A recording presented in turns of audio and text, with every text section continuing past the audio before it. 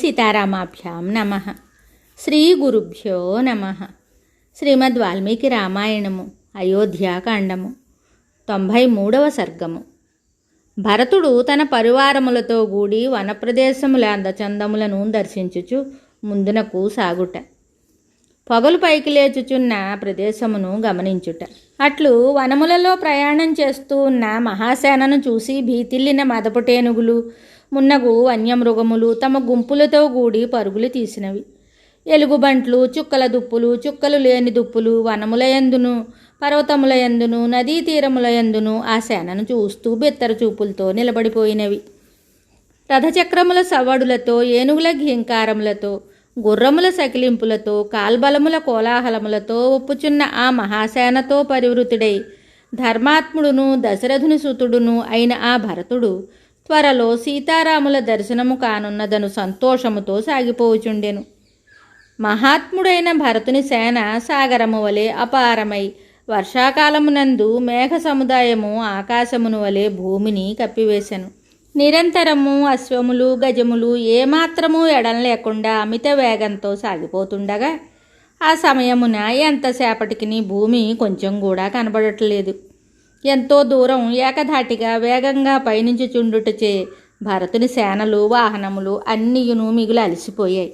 అప్పుడు భరతుడు పరిస్థితిని గమనించి చక్కని సమయస్ఫూర్తి ఆలోచనా శక్తి కలవారిలో మేటి అయిన వశిష్ఠ మహామునితోటి ఇలా అన్నాడు: ఓ మహాముని, భరద్వాజ మహర్షి తెలిపిన ప్రదేశము ఇదియే అని తోచుచున్నది. ఎలా అనగా ఆయన చెప్పిన గుర్తులన్నీను ఈ ప్రదేశమున కనబడుచున్నవి. కనుక ఇప్పుడు మనము చిత్రకూటమునకును మందాకినికి మధ్యగల ప్రదేశమునకు చేరినట్లు అనుకుంటున్నాను. అదుగో అదియే చిత్రకూట పర్వతము, ఇదిగో ఇదియే మందాకిని నది. దూరముగానున్న ఆ పర్వత సమీపమున గల వనము నీలమేఘ సమూహము వలె కనబడుచున్నది. పర్వతముల వలె ఒప్పుచున్న మన ఏనుగులిప్పుడు రమ్యములైన చిత్రకూట పర్వత సానువులపై నడుచుచున్నవి. వర్షాకాల ప్రారంభ సమయమున సజలములైన నీలమేఘములు జలములను వర్షించినట్లు ఈ వృక్షములు పర్వత సానువులపై పుష్పములను వర్షించుచున్నవి. ఓ శత్రుఘ్న, ఎల్లప్పుడూ కిన్నెరలు విహరించడి భూమి ఇది. మొసళ్లచే నిండియున్న సాగరము వలె ఈ ప్రదేశము అంతయును మృగములచే వ్యాప్తమై ఉన్నది. మన సైనికుల కదలికలచే భయపడిన మృగముల గుంపులన్నీయును శరత్కాలమునందు ఆకాశమున వాయువుచే తరుమబడిన మేఘముల వలె పరుగులు దీయుచున్నవి. దక్షిణ దేశమునందలి నారీమణులు నీలమేఘముల వలెనున్న తమ నల్లని కొప్పులపై పుష్పములను ధరించినట్లుగా పర్వత సానువుల యందుగల ఈ వృక్షములు తమ నల్లని శాఖలపై పరిమళభరితములైన పుష్పములను ధరించి ఉన్నవి. పూర్వము ఈ వనప్రదేశము జనసంచారము లేక నిశ్శబ్దమై మిగుల భయంకరంగా ఉండేది. కానీ ఇప్పుడు ఇది అసంఖ్యాకులైన మన వారితో నిండి ఉండుటచే కళకళలాడుచు నాకు అయోధ్యను స్ఫురింపజేయుచున్నది. గుర్రముల గిట్టెలచే ఎగరగొట్టబడిన దుమ్ము ఆకాశమును వనమును కప్పివేయుచున్నది. కానీ వాయువు నాకు ప్రియమును కలిగించుటక, శ్రీరాముని దర్శనమును కలిగించుటక అనునట్లు ఆ దుమ్మును మరి ఒక చోటికి తీసుకొని పోవుచున్నది. ఓ శత్రుఘ్న, ఈ రథములకు మేలుజాతి గుర్రములు పోంచబడి ఉన్నవి. వీటిపై సమర్థులైన సారథులు అధిష్ఠించి ఉన్నారు.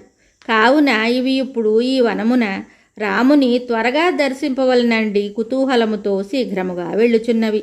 ఈ రథములను ఒక పర్యాయము పరికించి చూడుము. అందమైన రెక్కలు కలిగి కనువిందు గావించుచున్న ఈ నెమళ్ళు మన పరివారముల కోలాహలములకు భయపడి ఈ పర్వతమునందు గల తమ తమ నివాస ప్రదేశములకు త్వరగా పరిగెడుచున్నవి. ఒక్కసారి వాటి వైపు చూడుము. ఈ ప్రదేశము అత్యంత మనోహరముగా కనబడుచున్నది. తాపసులకు నివాస భూమి అయిన ఈ ప్రదేశము నిజముగా స్వర్గమునకు మార్గమే.